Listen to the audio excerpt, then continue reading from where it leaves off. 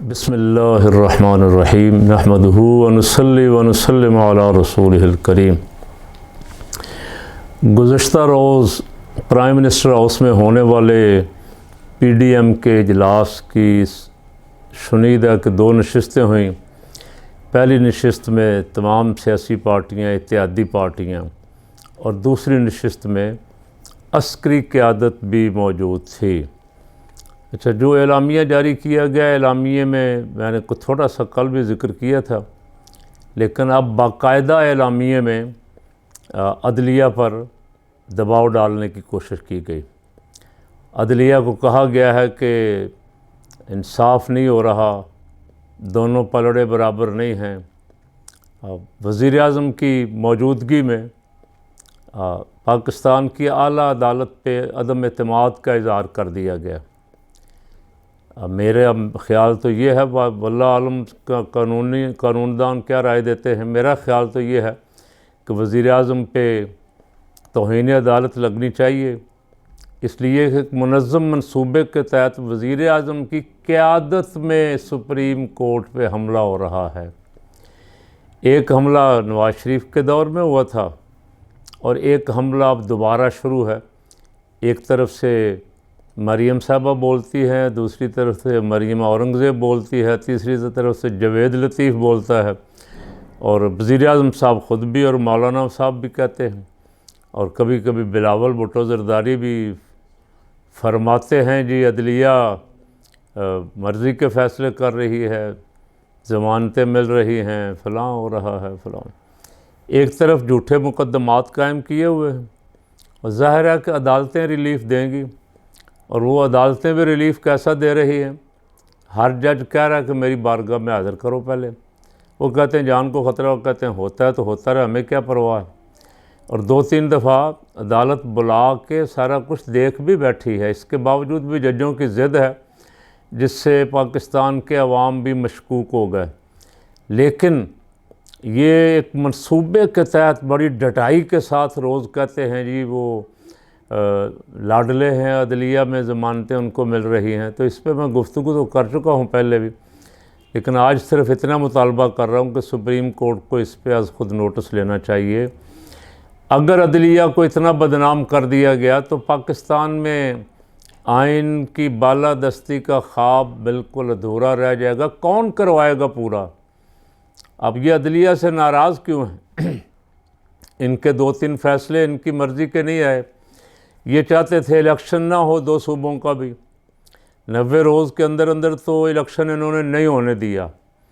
یہ آئین سے بالادست ہو گئے، یہ جیت گئے، آئین پاکستان کا ہار گیا۔ سپریم کورٹ نے آرڈر دیا ہے، سپریم کورٹ کے آرڈر کے باوجود وزیر داخلہ صاحب آگے کہہ رہے ہیں کہ 2 صوبوں کے الیکشن کروانے غیر آئینی ہیں۔ تو کس نے منع کیا؟ آپ قومی اسمبلی ڈیزالو کریں اور باقی 2 صوبوں کی اسمبلیاں اور اکٹھے الیکشن کروا دیں۔ یہ تو آپ کے پاس کافی دن سے یہ چانس موجود تھا، لیکن آپ اس پہ آمادہ نہیں ہیں۔ آپ تو منصوبہ بندیاں کر رہے ہیں کہ کسی طرح جتنا ڈیلے کر سکتے ہیں کریں، تاکہ ہمارے اقتدار کا عرصہ جو ہے یہ جتنا لمبا ہو سکتا ہو جائے۔ تو میں نے پہلے بھی 1-2 دفعہ عرض کیا کتنا کو لمبا ہوگا؟ 4 مہینے اور نکال لیں گے، 5 مہینے۔ تو شنید یہ ہے کہ یہ شاید مشترکہ اجلاس بلا کے اس میں کوئی اسمبلی کی مدت بڑھانے کی کوشش کریں گے، یا کوئی اور غیر آئینی حرکت کرنے کی کوشش کریں گے، جو شاید ان کو کرنے نہیں دی جائے گی۔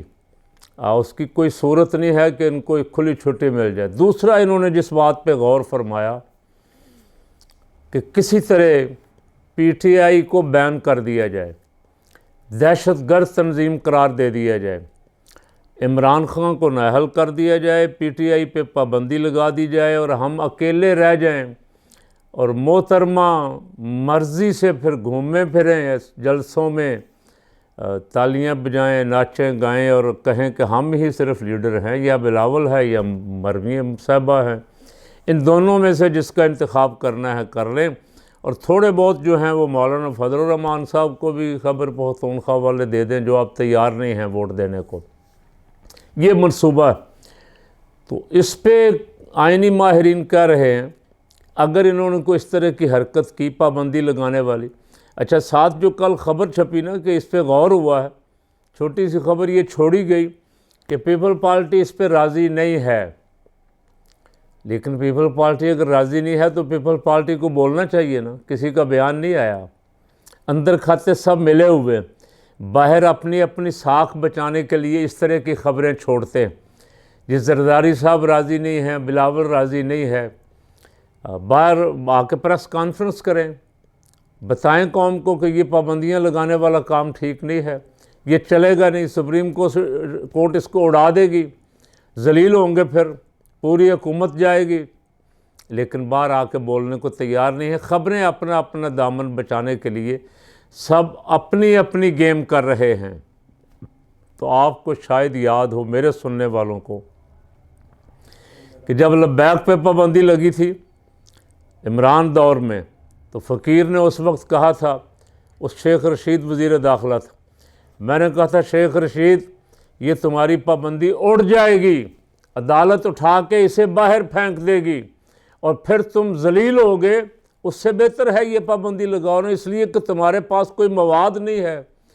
ان کو دہشت گرد قرار دینے کا کوئی مواد نہیں ہے. وہ محب وطن جماعت ہے. اپنے مطالبات کے لیے سڑکوں پہ نکلی, آپ نے ان پہ پابندیاں لگا دیں, پکڑ دکڑ شروع کر دی. اس وقت بھی الحمدللہ اللہ رسول کے کرم سے ان کے حق میں جن پہ پابندی لگی تھی ان کے حق میں سب سے اونچی آواز ان فقیروں کی تھی. ہم نے بار بار پریس کانفرنسیں بھی کی, میرے ساتھ میرے ساتھی بھی تھے, مولانا نصیر احمد نورانی صاحب, مفتی تصدق صاحب. ہم نے بار بار مطالبہ کیا کہ یہ پابندیاں لگانا, سیاسی جماعتوں کو اس طرح بین کرنا کسی صورت بھی جائز نہیں ہے. قانون بھی آئین بھی اس کی اجازت نہیں دیتا, اور یہ پابندی عدالت اڑا دے گی. اور پھر کوئی معاملات اللہ کا شکر ہے طے ہو گیا, انہوں نے خود ہی واپس لے لی, عدالت جانے کی نوبت نہیں آئی. اگر سپریم کورٹ تک بات جاتی تو ظاہر ہے شرمندگی تھی پابندی لگانے والوں کو. اب بھی یہ پابندی کا سوچنے والوں کو اعتزاز احسن صاحب مشورہ دے رہے ہیں کہ آپ جب پابندی لگائیں گے تو یہ پابندی آپ کی 1-2 دن میں یہ عدالت میں اڑ جائے گی جا کے, اس لیے کہ کوئی مواد نہیں ہے. ایک بڑے جلوس میں کسی بندے کی فوٹو اتار کے کہنا کہ یہ خیبر پختونخوا کا ہے, یہ دہشت گرد تنظیم کا تھا پہلے, اس لیے یہ ساری جماعت دہشت گرد ہوگی. تو اس طرح تو کسی جماعت کا جلوس بھی نہیں بچتا, کسی جماعت کا پروگرام بھی نہیں بچتا. بلکہ میں باقیوں کو چھوڑتا ہوں, نون لیگ اور پیپل پارٹی کے سٹیج پہ بہت سارے سزا یافتہ کھڑے ہوئے ہیں جن کو عدالتوں سے سزائیں ہوئی ہیں, جو جیلوں سے نکل کے ضمانتیں لے کے کسی نہ کسی طرح باہر پھر رہے ہیں, سیاست کر رہے ہیں. تو صاحب کام وہ کریں جو کام آپ کے لیے شرمندگی کا باعث نہ بنے, ذلت کا باعث نہ بنے. کل بھی میں نے کہا تھا آپ ہاتھ کھڑے کر دیں, ہم الیکشن نہیں لڑ سکتے, الیکشن کا بائیکاٹ کر دیں اپنی حکومت میں. الیکشن کمیشن بھی آپ کا, گورنر بھی آپ کے, نگران حکومتیں بھی آپ کی, وفاقی حکومت بھی آپ کی, سہولت کار بھی آپ کے. آپ ہاتھ کھڑے کر دیں, ہم الیکشن نہیں لڑ سکتے, پھر بھی عزت رہ جائے گی. اور بہت ساری جماعتیں ہیں جو الیکشن لڑیں گی. آپ بھاگ جائیں میدان سے, آپ کو خوف آ رہا ہے, آپ ڈرے ہوئے ہیں کہ جب جائیں گے عوام کے سامنے تو شاید خاقان عباسی کے اس بیان سے ڈرے ہیں کہ انہوں نے کہا ہمیں جوتیاں پڑیں گی. کوئی سیاستدان اس لحاظ سے کھڑے ہوتے ہیں جو سچی بات کر دیتے ہیں, لیکن اکثر بزدل اور منافق ڈرے ہوئے ہیں.